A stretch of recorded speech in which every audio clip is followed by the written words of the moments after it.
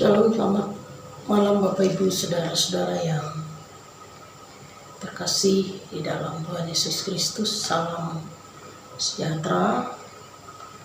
Kita berjumpa kembali dalam renungan harian firman Tuhan yang pada saat ini edisi hari Kamis tanggal 10 Juli. Adapun firman Tuhan yang akan menjadi dasar pemberitaan untuk kita pada malam hari ini diambil dari Alkitab Perjanjian Lama sesuai dengan amanat Nas Gereja Kalimantan Evangelis, yaitu dari Amos pasal yang pertama ayat yang pertama, kemudian Amos pasal 2 ayat yang ketiga, yang akan saya bacakan demikian. Perkataan yang dinyatakan kepada Amos, salah seorang peternak domba dari Tekoa, tentang Israel pada zaman Uzia Raja Yehuda dan dalam zaman Yerobeam anak Yoas Raja Israel 2 tahun sebelum gempa bumi. Kemudian di pasal yang kedua ayat yang ketiga, aku akan melenyapkan penguasa dari antaranya dan membunuh segala pembesarnya bersama-sama dengan dia, firman Tuhan. Adapun yang menjadi tema untuk kita pada malam hari ini, saya buat demikian. Ketika Allah mengubah yang biasa menjadi luar biasa. Tema ini tentunya berlatar belakang tentang seorang tokoh yang bernama Amos. Menurut keterangan pasal yang pertama itu, siapa Amos? Ia dikatakan seorang peternak domba dan juga penanam dan pemungut buah arang, yang mana dia tinggal di daerah Yehuda atau bagian selatan. Namun meskipun ia bertempat tinggal di Yehuda bagian selatan, ketika ia dipanggil oleh Tuhan, ia justru bernubuat di kerajaan Israel Utara. Kenapa bisa demikian? Karena pada zaman sesudah Salomo, kerajaan Israel itu pecah menjadi dua. Adapun inti nubuat yang disampaikan oleh Amos adalah mengkritik kerohanian bangsa Israel yang rusak karena diakibatkan penyembahan berhala yang terjadi di seluruh negeri. Sama seperti Hosea, Amos diutus untuk menyampaikan kecaman atas kebejatan sosial dari kehidupan beragama bangsa Israel. Lalu kenapa Amos bisa dipilih oleh Allah?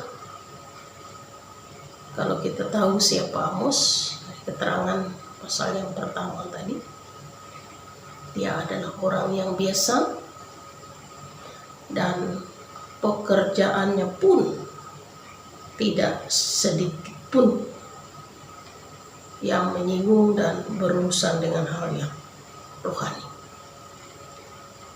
Tetapi ia dipakai oleh Allah dan Allah berkenan memakai Amos. Ia dipakai sebagai saluran untuk menyampaikan pesan Allah atau nubuat Allah kepada orang Israel. Nah, Bapak Ibu, saudara-saudara yang dikasihi di dalam Tuhan Yesus Kristus, dari apa yang kita lihat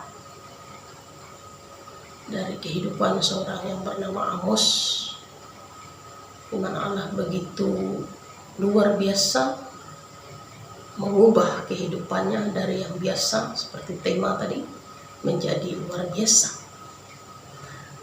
Ada beberapa poin yang mungkin membawa kita untuk bisa memahami atas apa yang Allah buat. Yang pertama,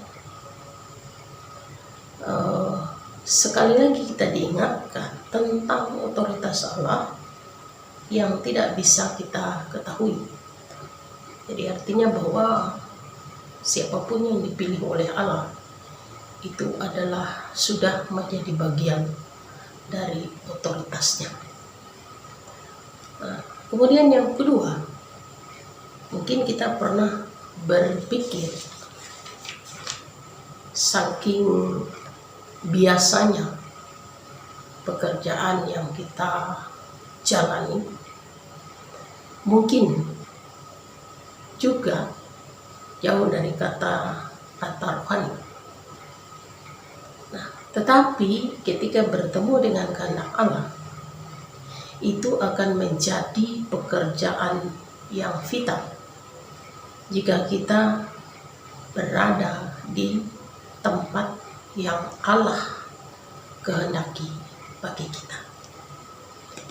Nah, kemudian Allah memakai untuk melakukan hal-hal yang luar biasa, tidak peduli betapapun biasanya pekerjaan kita.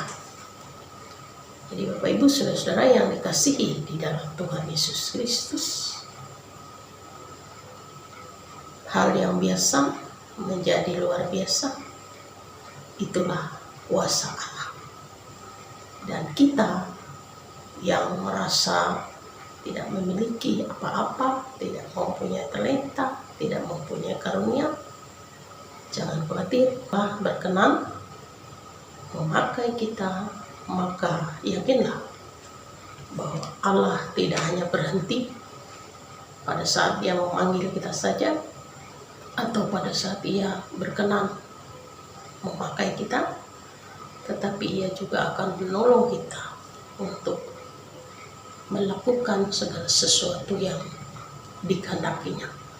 Ia akan memperlengkapi kita dengan kuasa-Nya yang besar. Amin. Mari kita berdoa. Bapa di surga, dalam nama Tuhan Yesus, terima kasih untuk firman-Mu. Teladan kehidupan dari seorang yang bernama Amos itu kiranya menjadi sumber kekuatan bagi kami, agar kami tidak merasa bahwa kami orang yang tidak berguna, bahwa kami tidak memiliki kemampuan, talenta, karunia yang bisa dipakai oleh Tuhan. Tetapi ingatkanlah kami bahwa justru yang biasa itulah Tuhan akan menyatakan kuasa-Nya kepada kami. Terima kasih Bapa di surga untuk segala penyertaan dan pemeliharaan-Mu dalam kehidupan kami. Hari-hari yang kami lalui sungguh merupakan suatu mujizat atau keajaiban. Kami dapat melewati segala hal, perkara-perkara, masalah, pergumulan, dan banyak hal yang terkadang menyurutkan semangat kami. Namun Engkau Allah yang penuh kasih itu selalu mendapatkan kami dan selalu boleh meraih kami dari kelemahan-kelemahan yang akan membuat kami meninggalkan Engkau. Terima kasih untuk segala berkat dalam kehidupan kami, dan bersyukur Tuhan memelihara hidup kami nyata adanya.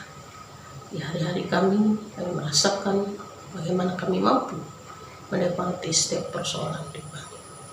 Terima kasih untuk keluarga, pekerjaan, dan juga kesehatan, kekuatan, dan nafas kehidupan.